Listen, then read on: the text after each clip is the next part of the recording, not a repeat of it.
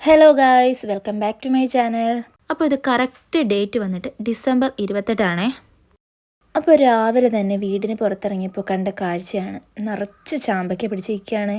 എനിക്ക് പണ്ടേ ഉള്ളൊരു അസുഖമാണ്, ഇങ്ങനെ ചാമ്പയ്ക്കൊക്കെ നിൽക്കുന്നുണ്ട്, അത് മൊത്തം പിച്ചെടുക്കണം.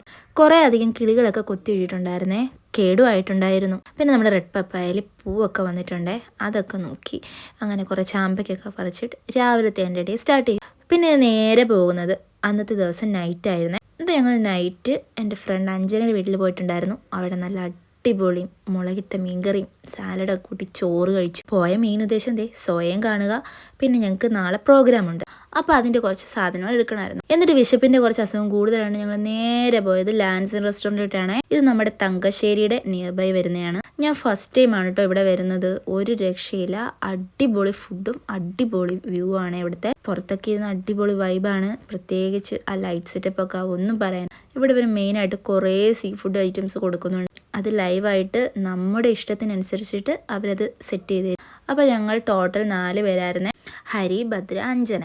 പിന്നെ ദൈവന് ആദ്യം കേട്ടോ ഈ ഐറ്റംസ് ഒക്കെ ട്രൈ ചെയ്യാൻ പോകുന്നത്. അപ്പോൾ അതിൻ്റെ ഭയങ്കര എക്സൈറ്റ്മെൻറ്റും ഉണ്ടായിരുന്നു. പിന്നെ ഞങ്ങൾ ഇവിടെ കൊണ്ടുവന്ന മെയിനാണ് ഇവളാണ് കേട്ടോ. അങ്ങനെ ഓരോന്നായിട്ട് ഞങ്ങളുടെ ഐറ്റംസ് ഒക്കെ വന്നു തുടങ്ങി. ചിക്കൻ നഗറ്റ്സ്, പൊറോട്ട, അപ്പം, മീൻകറി, പാൽക്കപ്പ, പെപ്പർ ചിക്കൻ, ചിക്കൻ ഫ്രൈ, പിന്നെ കുടിക്കാൻ വാട്ടർമെലൺ ജ്യൂസ്. അപ്പോൾ ഒന്നും പറയേണ്ട ഗൈസ്, നല്ല ക്രിസ്പി ആയിട്ടുള്ള അപ്പമായിരുന്നേ.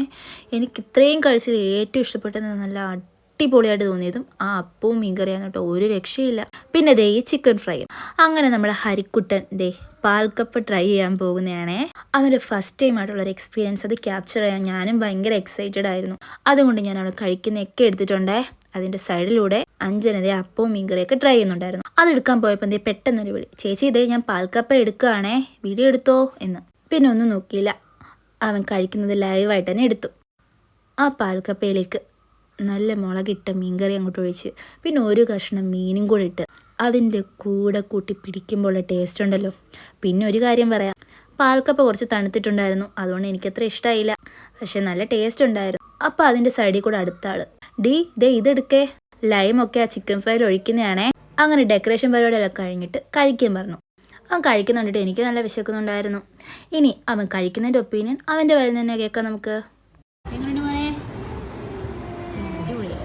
അങ്ങനെ അതൊക്കെ എടുത്തിട്ട് ഞാൻ ചിക്കൻ ഫ്രൈ ചോദിച്ചപ്പോഴുള്ള എക്സ്പ്രഷനാണ് അവിടെ, തരാൻ ഒട്ടും താല്പര്യമില്ല.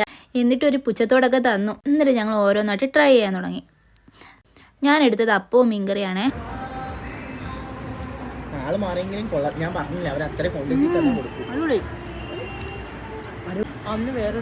രക്ഷയില്ല ഗൈസ്, അടിപൊളി ടേസ്റ്റ് ആയിട്ടുണ്ട്.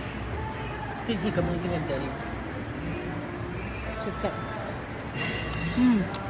അടിപൊളി. അങ്ങനെ ഒരു സൈഡിൽ നിന്ന് പിടിച്ച് ഞങ്ങൾ ഫുള്ള് ഫിനിഷാക്കി ഗൈസ്. ഒരു രക്ഷയില്ല ഗൈസ്, നല്ല അടിപൊളി ഫുഡായിരുന്നു. നിങ്ങളെല്ലാവരും മസ്റ്റായിട്ട് വിസിറ്റ് ചെയ്യേണ്ടതാണേ. ഞങ്ങളുടെ മനസ്സ് നിറഞ്ഞു, വയറ് നിറഞ്ഞു.